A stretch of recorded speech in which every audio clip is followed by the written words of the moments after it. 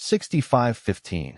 The angle between the chord line of an airfoil and the relative wind is known as the angle of A. Lift, B. Attack, C. Incidence.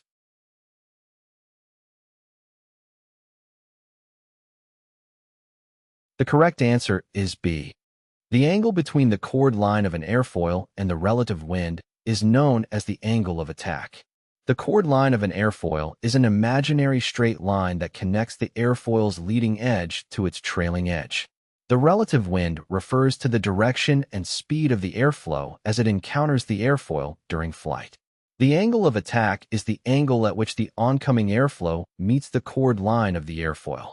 It is measured between the chord line and the direction of the relative wind.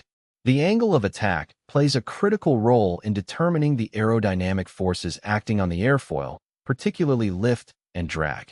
As the angle of attack changes, the airflow patterns over the airfoil change, resulting in variations in lift and drag. At lower angles of attack, the airflow smoothly follows the contour of the airfoil, generating relatively low lift and drag forces. As the angle of attack increases, the airflow separates from the upper surface of the airfoil, leading to an increase in lift and drag.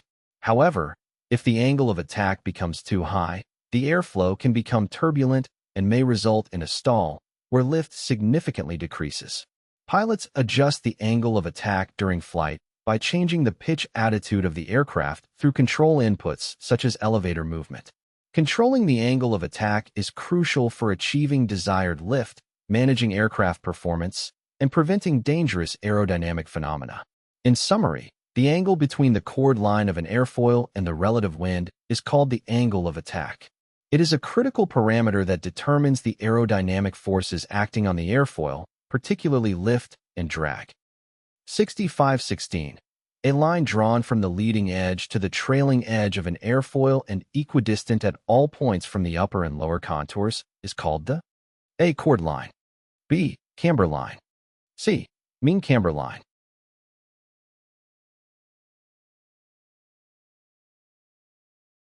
The correct answer is C.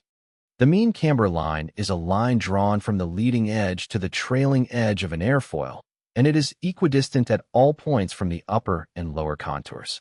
The mean camber line represents the average curvature of the airfoil.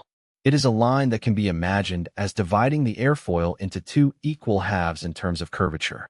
At each point along the mean camber line, the distance to both the upper and lower surfaces of the airfoil is the same. The mean camber line is an important reference for analyzing and understanding the aerodynamic characteristics of an airfoil. It helps determine properties such as the lift and drag characteristics, the position of the center of pressure, and the flow behavior over the airfoil. In summary, the line drawn from the leading edge to the trailing edge of an airfoil and equidistant at all points from the upper and lower contours is called the mean camber line. It represents the average curvature of the airfoil and serves as an important reference for analyzing its aerodynamic characteristics. Q6504. Why does increasing speed also increase lift? A. The increased velocity of the relative wind overcomes the increased drag. B. The increased impact of the relative wind on an airfoil's lower surface creates a greater amount of air being deflected downward. C. The increased speed of the air passing over an airfoil's upper surface increases the pressure, thus creating a greater pressure differential between the upper and lower surface.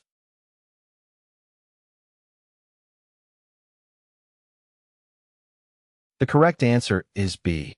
The increased impact of the relative wind on an airfoil's lower surface creates a greater amount of air being deflected downward. When the speed of an aircraft increases, it also increases the lift generated by the airfoil.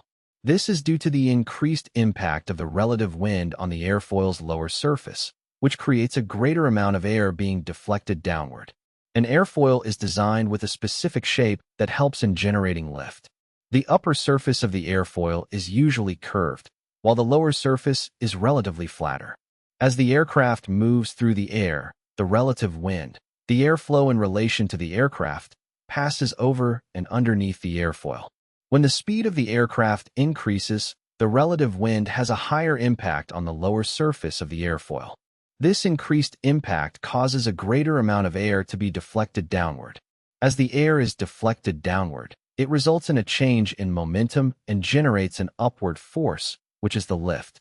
In summary, increasing the speed of an aircraft increases lift because it enhances the impact of the relative wind on the airfoil's lower surface, resulting in a greater amount of air being deflected downward and generating an upward force known as lift. 6512. The point on an airfoil through which lift acts is the A. Center of gravity. B. Center of pressure. C. Midpoint of the chord.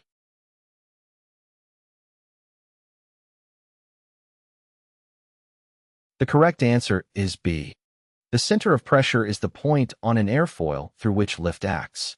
When an airfoil generates lift, it experiences a distribution of pressure across its surface. The center of pressure is the location where the net pressure force is considered to act. It is the point on the airfoil where the total aerodynamic force, including both lift and drag, can be represented as if they were concentrated. The center of pressure is not fixed and can vary with changes in angle of attack, airspeed, and other factors. It tends to move forward as the angle of attack increases and backward as the angle of attack decreases. In summary, the point on an airfoil through which lift acts is the center of pressure.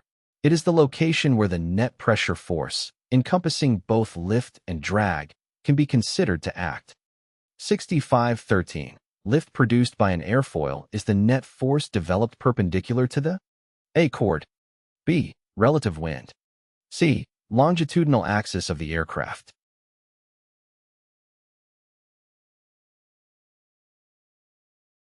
The correct answer is B. The lift produced by an airfoil is the net force developed perpendicular to the relative wind. The relative wind refers to the airflow direction experienced by an airfoil as it moves through the air. It is the airflow that is encountered by the airfoil in relation to its motion. When an airfoil is subjected to the relative wind, it generates lift. The lift force is developed perpendicular to the relative wind, meaning it acts in a direction that is perpendicular to the airflow direction experienced by the airfoil. In summary, the lift produced by an airfoil is the net force developed perpendicular to the relative wind. The relative wind represents the airflow direction experienced by the airfoil, and the lift force acts in a direction perpendicular to this airflow.